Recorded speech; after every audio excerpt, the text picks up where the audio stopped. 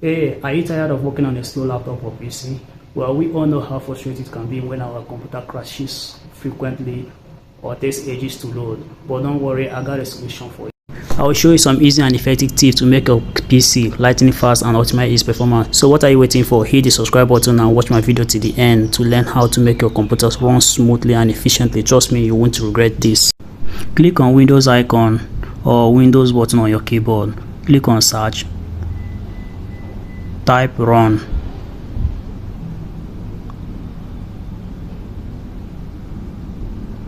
And then type in these two words, prefetch and temp. You must do it one after the other.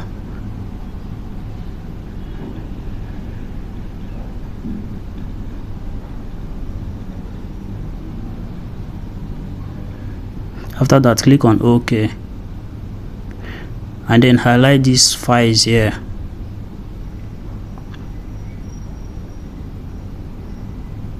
and delete them.